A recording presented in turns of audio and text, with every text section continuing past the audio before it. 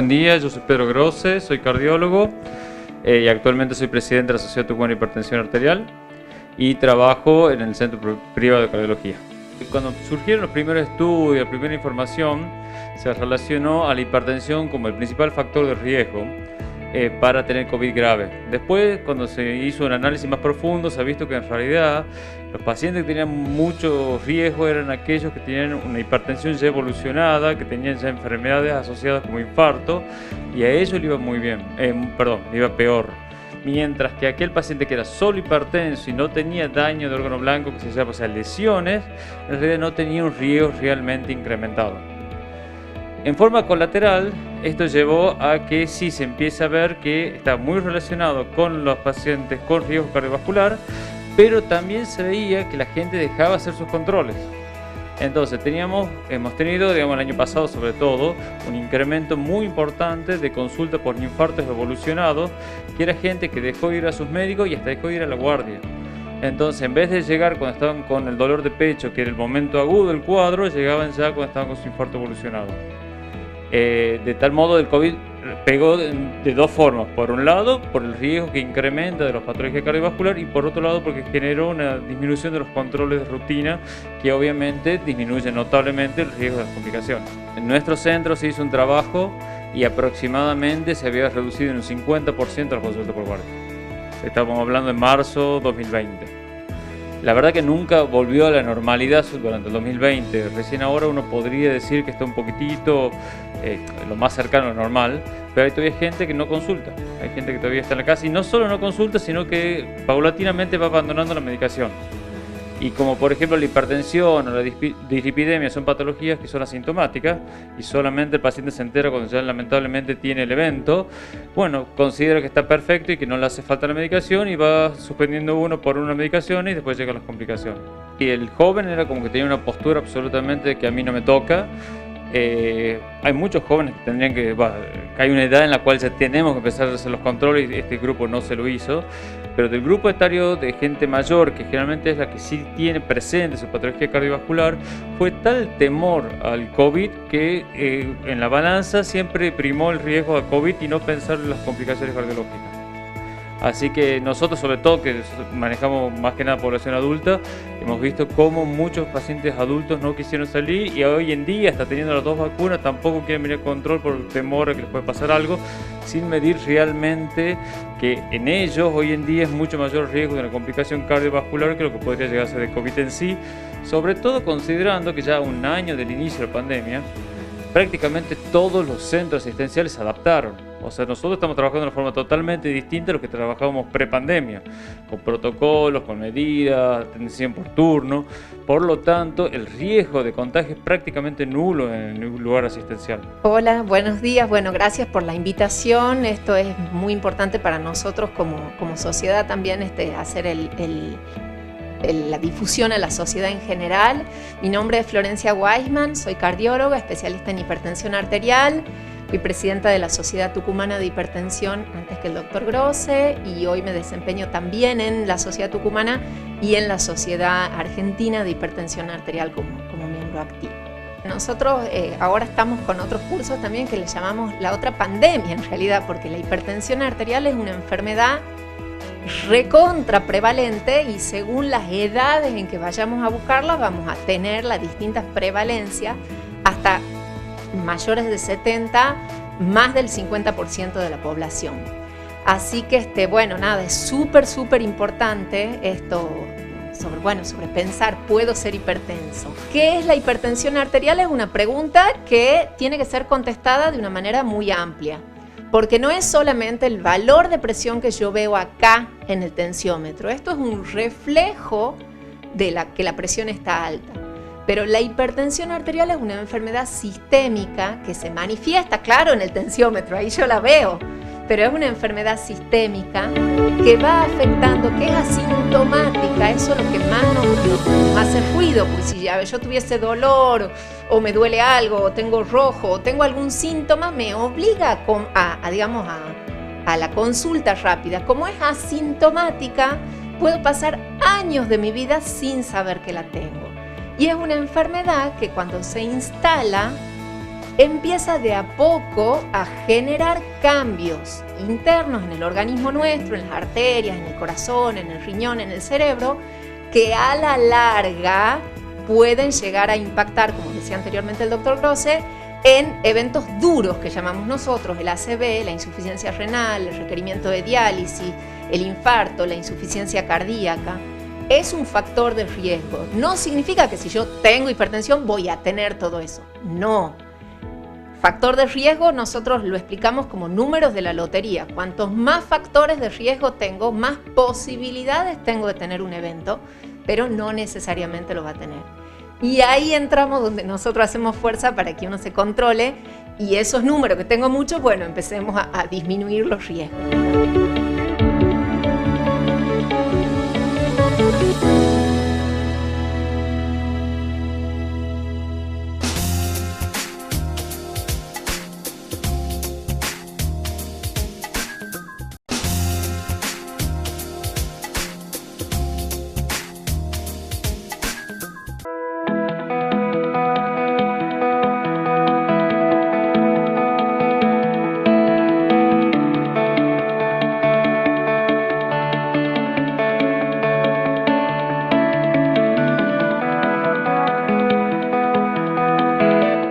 Los relojes se utilizan mucho, los celulares no son instrumentos, quizás haya uno que otro validado que no lo tengo en la cabeza, pero en la mayoría no son instrumentos validados. ¿Qué significa un instrumento validado?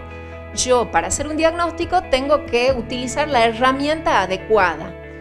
Todas estas cosas que yo vea que nos llegan un montón, mirá, me ha dado tal cosa, es alta, es baja, está buenísimo porque hace que el paciente venga, pero no hace diagnóstico.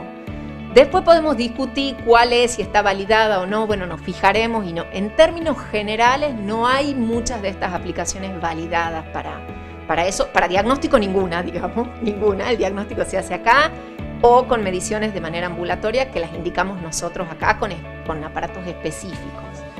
En términos generales, vos me preguntabas un número. En consultorio, las presiones por abajo de 139, 89, hay que mirarlas, hay un rango, pero sería ese como el hasta. Y en la casa, un poquitito menos, digamos, ¿sí? Pero ese sería como el corte en consultorio. Por supuesto que si tengo 138, bueno, no es lo mismo que tener 117. Claramente que no, pero eso ya es otro cantar específico de cada paciente en consultorio. Vamos a aprovechar esta hermosa oportunidad para explicar un poquitito cómo es para tomarse bien la presión arterial. Porque por supuesto que en el consultorio médico les tomarán bien, pero todos aquellos que tengan algún tensiómetro en su casa, es importante saber tomarse la presión. Lo primero que tenemos que saber es que antes de tomar la presión yo tengo que haber estado un tiempito en reposo entre 5 y 10 minutos. No es que llegué a mi casa, dejé la cartera, me senté y me tomo la presión. No, tiene que ser reposo, estando sentada, preferentemente no haber tomado ni café, ni mate, ni ninguna bebida con cafeína o teína o mateína en la última hora. Debo tener también no haber fumado el tiempo anterior y una de las cosas importantes también, tener la vejiga vacía. Con todas esas condiciones tengo que tener un equipo. Lo ideal son estos equipos que son los automáticos, ¿sí? En el imaginario popular creemos que el manguito con la perillita, con eso, es mucho mejor y no es así. Está demostrado que eso se descalibran y que depende mucho de los ruidos que yo escuche, ¿sí? Entonces, me tengo que sentar cuando llego a mi casa, siempre apoyar la espalda en la silla que yo elija, los dos pies apoyados, no cruzados, sino los dos pies sobre el piso, y con el brazo descubierto, ahí sí puedo tomar la presión. ¿Cómo voy a hacer? Bueno, voy a tomar el manguito adecuado. ¿Qué significa adecuado? Que necesitaré un manguito pediátrico en caso de tener niños en la casa, se recomienda, digamos, son difíciles de conseguir aparte, y el manguito, digamos, de adulto, y si la persona es muy obesa, tendré que tener el manguito adecuado. Cuando yo coloque el manguito, bueno, el brazo descubierto, vamos a aprovechar que ella está musculosa casi, se coloca el manguito arriba del codo, más o menos 2 dedos, ¿sí? Desde el codo, entre el codo y el manguito. Tengo que tener siempre la espalda apoyada, los dos pies en el piso y siempre el brazo a la altura del corazón en alguna mesa, ¿sí? No el brazo colgando, no arriba, no abajo. Se aprieta esto automático. Si no tengo el automático, utilizo el que tenga, pero tengo que saber que es un estimativo, ¿sí? Mientras el tensiómetro está tomando la presión, lo ideal es que el paciente no hable y que esté relajado. Siempre hay que tomar por duplicado. ¿Qué significa por duplicado? Tomo un primer valor y me fijo el número, ¿sí? No sé, supongamos que me dio 125, que es la presión máxima, 83, que es la presión mínima. Dejo pasar un minutito, entre 1 y 2 minutos, y vuelvo a tomar. Si la presión arterial me dio parecida, hago un promedio. Si me dio muy dispar, hago una tercera toma, digamos, ¿sí? Pero siempre hay que basarse en el promedio. Vamos a ver si me da ahora. Ahí está, perfecto. Ahí dio este valor que es la máxima, 123, 85 que es la mínima, y este de acá abajo es la frecuencia cardíaca.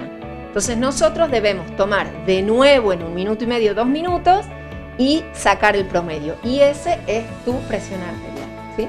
Si yo, por ejemplo, tengo un paciente deportista que solamente escuchó y dijo, che, tengo que hacerme el control, y la verdad que está con nada, después de hacer el diagnóstico, que no se hace para una sola consulta, con una hipertensión grado leve, uno hará específicamente para un hipertenso grado leve, bueno, una serie de chequeos cardiovasculares y todo. Si yo tengo un paciente que de golpe viene al consultorio, que nunca ha visto un médico, que tiene diabetes, sobrepeso y que encima está con una hipertensión severa, bueno, serán otros los controles. Eso es como muy personalizado. De hecho, nosotros decimos que si bien hay lineamientos generales para el tratamiento de la hipertensión, que uno lo sigue, el tratamiento es específico para cada persona, porque lo que a vos te hace bien, capaz que al vecino le hace no tan bien.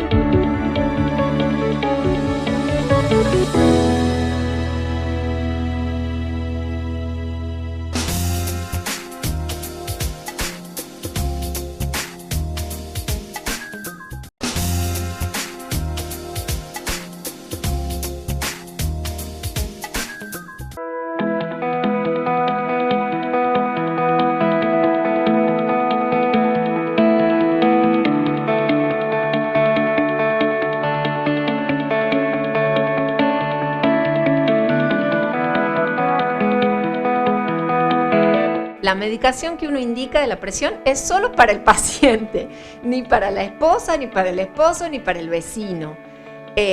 Por esto que te digo, a ver, hay lineamientos, sí, en términos generales uno le puede dar al matrimonio la misma medicación pero una caja para cada uno, digamos, ¿no? Es como eso. Pero sí, sobre todo no automedicarse y también entender que la medicación de la presión, al ser asintomática, es necesario que la tome. Es fundamental. Llegamos al punto de que hicimos el diagnóstico correcto e hicimos lo que se llama la estratificación cardiovascular. Dijimos, este es mi paciente, tiene alto, mediano o bajo riesgo de eventos. Esta es la medicación adecuada. Después sé que con esta medicación está controlado. Bueno, todo ese proceso tiene que valer la pena en todo sentido, porque el paciente también viene, espera. Ahora ya no esperan tanto por esto de los protocolos, pero viene, espera, se hace un estudio, se hace otro, va a la obra social, autoriza. Bueno, que todo eso valga la pena, digamos. Todo lo que es la parte emocional, obviamente que influye sobre todas las patologías, no está dentro de lo que son los factores de riesgo tradicionales, pero sí, indudablemente lo que es el estrés genera un estado proinflamatorio en el cuerpo que favorece todo este tipo de eventos.